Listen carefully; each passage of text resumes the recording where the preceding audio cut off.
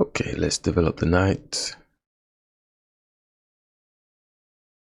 So again, practicing classical chess time management in rapid chess.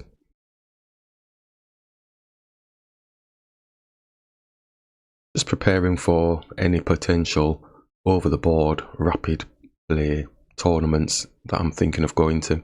We have said we're going to go for 3 just to see how we feel. We've done the first one, we've tested it out, and on average the game's finished round about 10 minutes, maybe to 11 minutes. That's what's the average. I'm tending to think on the lower end of the 10 minutes really. But we weren't blitzing the moves out apart from one particular game, and we were just going blam blam blam. But the rest of them, we were just taking our time, nice and steady, wasn't rushing anything. And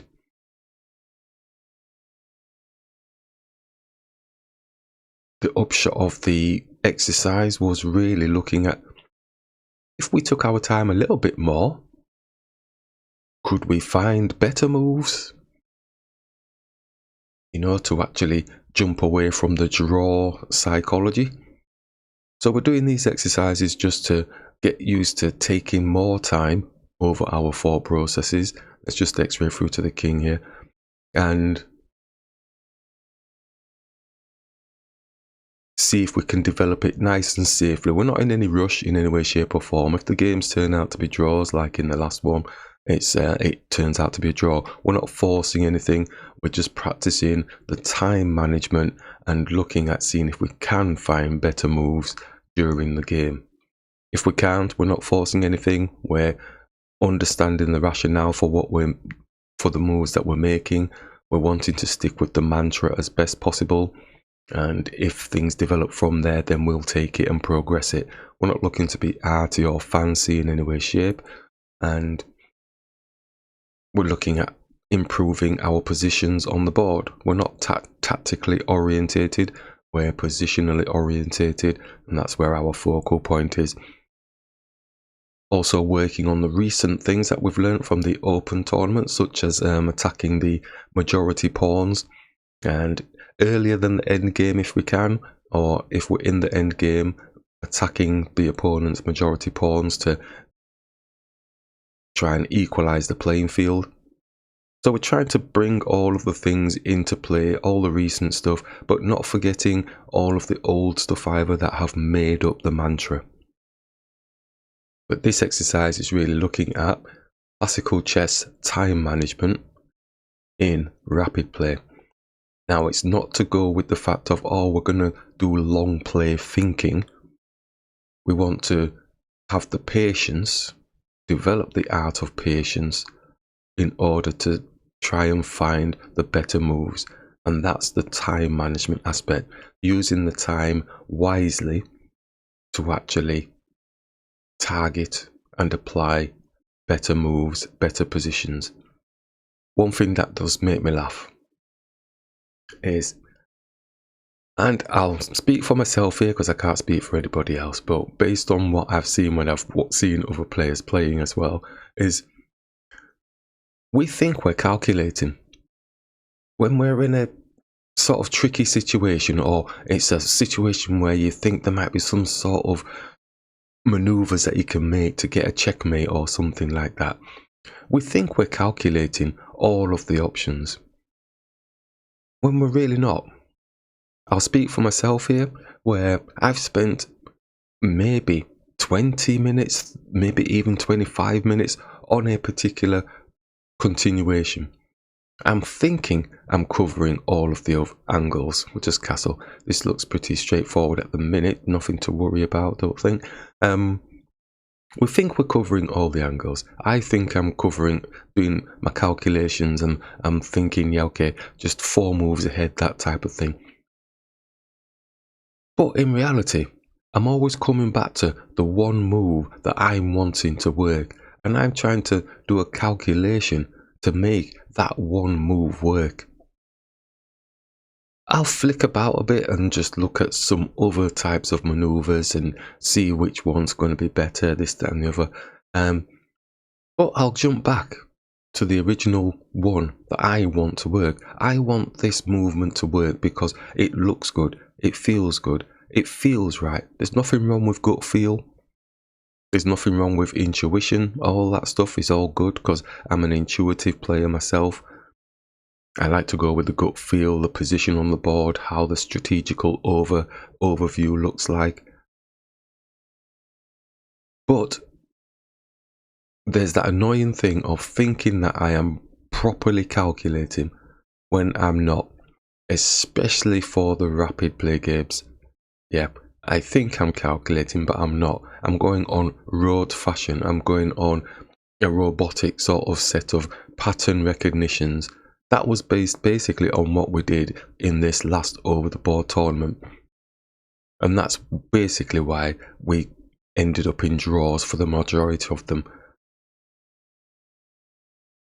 My opponents were doing the same thing basically. It was like bang out, nice and steady, bang out, nice and steady. There was no real deep calculations to actually gain better advantages. Let's attack this knight and the bishop.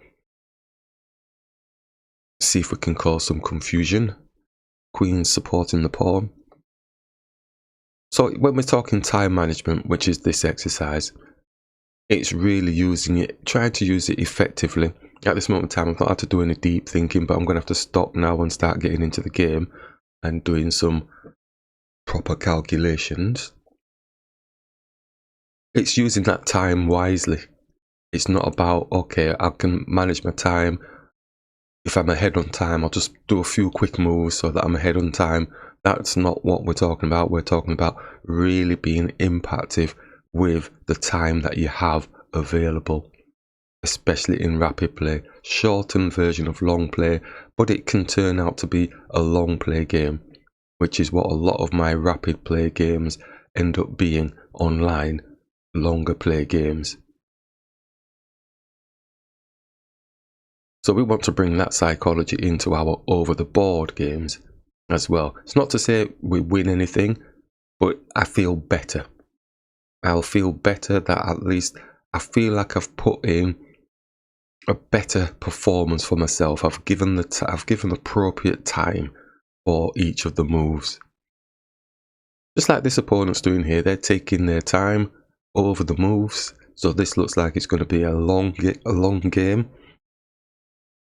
And that's where we're at. We like the long games.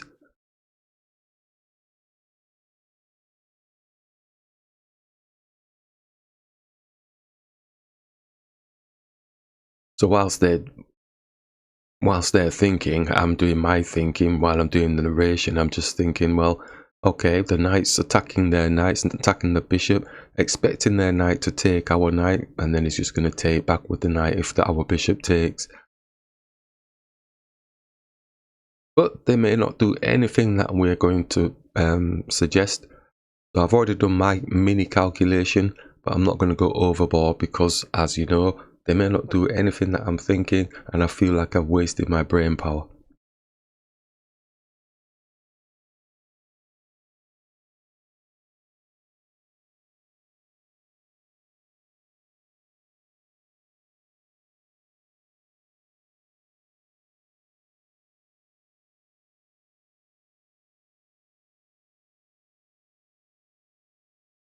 One thing to note really is doing these types of exercises, if you're like focusing just on time management and strategical stuff and conceptual ideas, it's really with that understanding that you actually know how to play your chess. Yeah, so you know what the pieces can do. You've taken them to a level where they can work as a team, and you're understanding what the opponent potentially can do to you, and you're understanding basically the candidate process, your own candidate process of positions, checks, captures, threats, support, blocking, position, whatever it is, whatever candidate type of system you're using. So once you've got all of those under your wing and you understand how to play the game of chess, then you can step out of there and start looking more at the conceptual ideas, the strategies behind things, the planning, time management, that type of stuff. You can do it alongside it as well, but each individual segment, each individual element has its own place for development, and we keep separating them out because they are valuable things in the game of chess. Art of patience. Underneath the art of patience, there's a whole heap of things. That's why this is the overarching strategy for these particular sessions we're doing now, with the classical chess comparison to the rapid chess, and trying to bring the classical chess type of methodology, thinking, concepts, strategies, planning, etc. within the rapid chess. Because we do have that time, it's just a shortened time, but still develop the art of patience as the overarching methodology that can help encompass all of these things. Because all we're looking to do is trying to find better moves, feel comfortable with the games. And this opponent's taking a real long time, but it doesn't mean you're winning anything just because they're taking a real long time. Yep, there's a 10-second increment here. And it's a very nice cushion, as we've noticed in the previous game. It's a good cushion for them to have. And for me to have. So they do move the knight. They're actually... Basically, I've already visualized that. So if we take the bishop, then his knight just takes. But we'll take the knight. No big biff. Our small pawn is on the knight.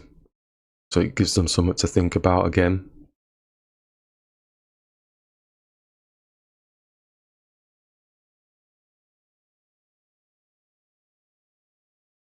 We've currently got two pieces on the centre pawn. We're trying to get a combination of things in terms of position on the board. But we're not rushing anything. I think for me, it's the understanding that, well, if you know how to draw, then that's better than playing to lose without you knowing you're playing to lose.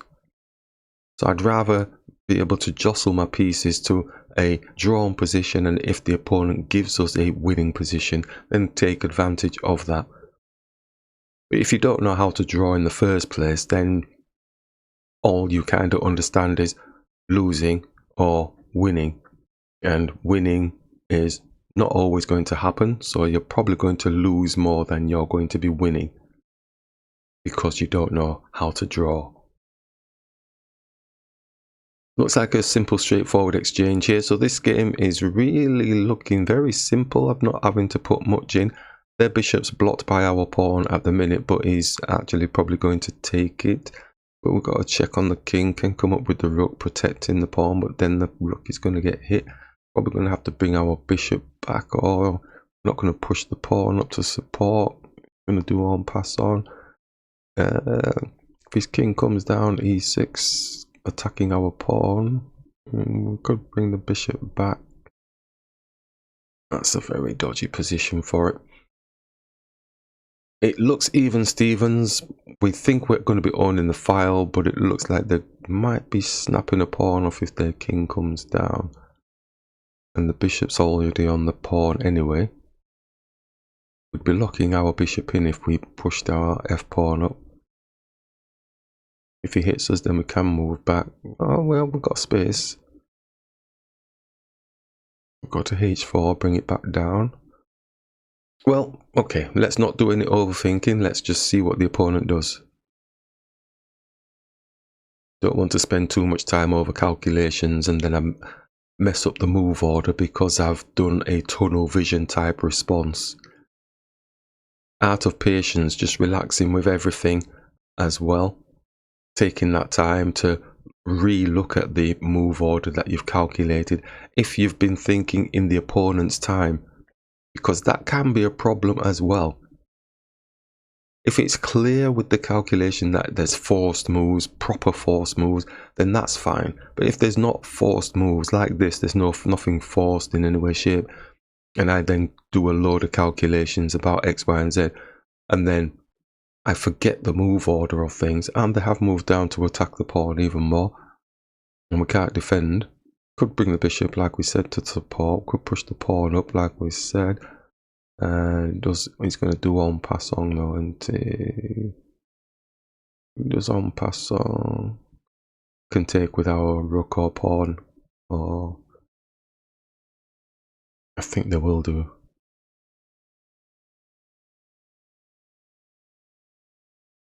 But maybe they don't know about en passant, even at this level. Oh, he's supporting the pawn. That threw me off. Let's do en passant ourselves then. Let's hit the bishop. Do we think he's going to take with the bishop? I don't think so. I think he'll take with the pawn.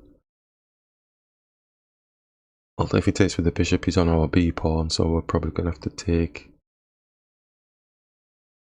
It's giving him a big pass pawn here. I think we're going to have to get the king supporting the pawn, aren't we? And it looks a draw to me. It looks like a draw to me. I don't think I can make anything clear here. Because you can look at their time and think, oh, they're losing on time, so you can just keep putting pressure on them. But with a 10-second increment, oh, they've taken with the bishop. We can just take, or we can leave it and just let the pawn take. Oh, is there's nothing else attacking the pawn? No. Just take and then see if we can come around the back. I don't think there's much credence because we're going to have to manage this pawn here on the e. And I feel a Zugzwang coming on. Oh, they've actually gone protected.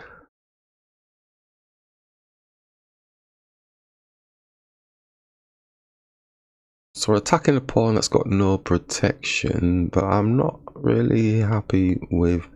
We've got pawn majority... Oh, he's attacking the pawn majority. Just about to say we've got pawn majority on this side.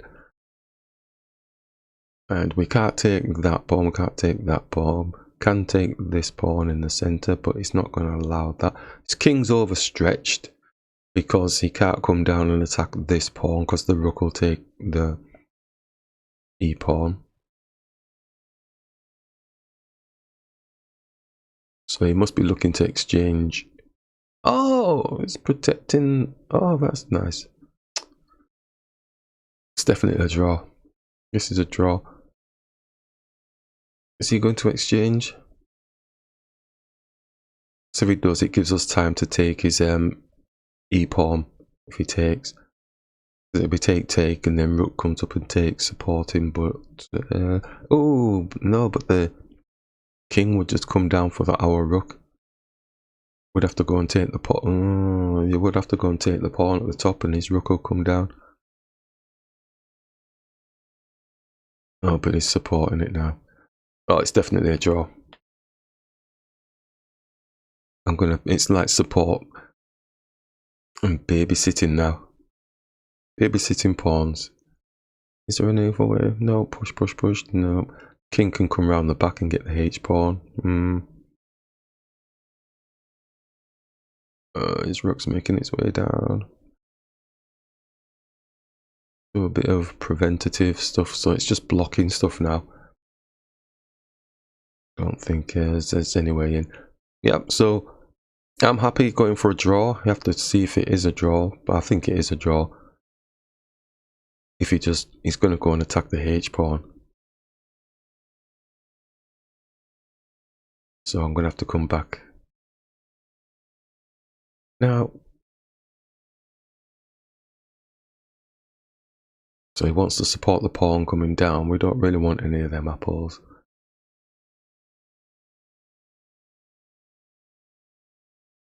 So if we went and attacked the rook, then if he did push the pawn down, we could take his rook. If his pawn takes, then we take his pawn, but his king is going to be in the middle.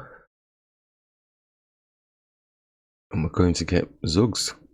Rook supporting the pawn, but we don't want them to have that space in the middle with their king. They just come down and get the H pawn and stuff. In fact, he can push the pawn down and take our D pawn and support his E pawn. So I hope I'm boxing clever here. I may have made a boob somewhere, maybe. No. I'll just come back down again. Is he looking to push the pawn? He could push his pawn onto our, but we'll take his rook like we said.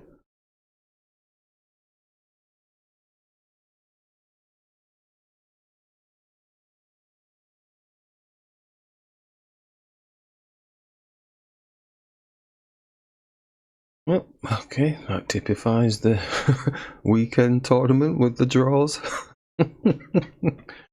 Okay, right, that's it. Take a look at this evaluation of this game.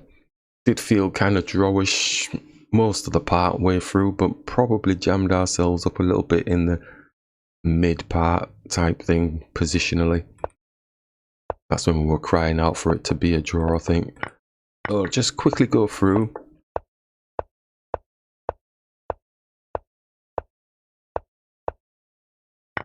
A slight advantage, but it's nothing major to write home about. Capture in. Yeah, so pretty drawish at the minute, even up to this point here. And the king's coming down. Doesn't like that pawn move.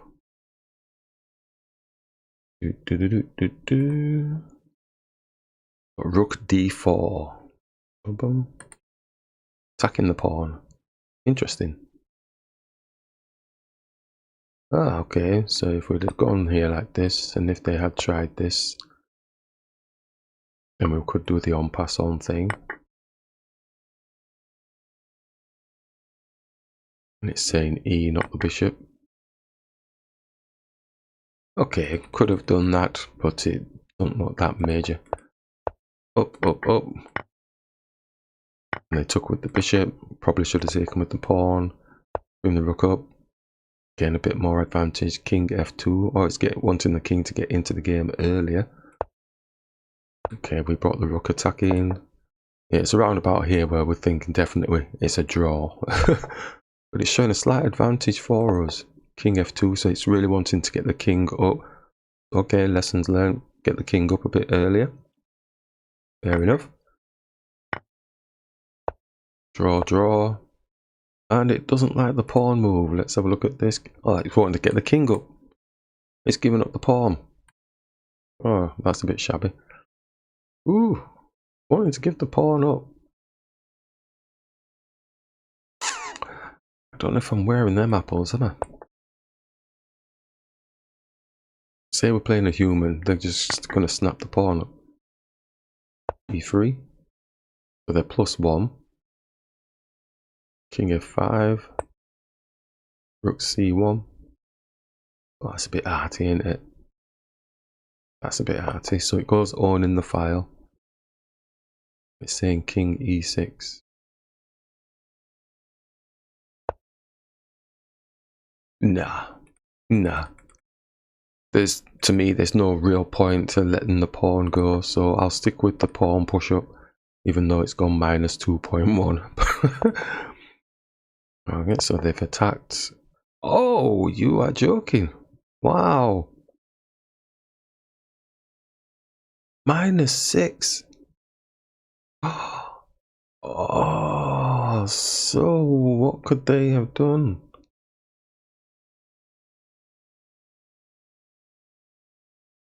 It's still harping on about king f2 was best. But it would have just been giving up a pawn, wouldn't it? Because the rook's just going to take. Wow, so we were getting creamed there. Then they moved the rook. e3 they were on about. No, that's e3's ours, isn't it? Oh no, e3, so pushing the pawn. Right. Oh, that's definitely losing, isn't it? With the pawn. That's why they wanted the king to go up. Oh my gosh, rook d2. Oh, I have my own defensible rationale. We're on the back and we know that there's a problem somewhere, but now we're definitely thinking it's some sort of draw, because the king at least has now magically got to the f2. Bit slow to the party there with the king move. Sorry, king. Okay, that's in the mental Rolodex. Yeah, so there's nothing happening here. So nothing special. Yeah, so just missed opportunities in terms of really kind of blocking the pawn with the king, getting the king up a little bit earlier. And that's it really. That's all I'm going to take from this. The rest, giving up pawns and all that sort of stuff, I'm not into that. It wasn't clear as to why you're giving up the pawns, because it still looked drawish anyway. So the takeaway I'll take from this is just get the king a little bit up, forget the rooks. The rooks were doing fine. Too much jostling with the rooks. Get the king up to block off this passed pawn.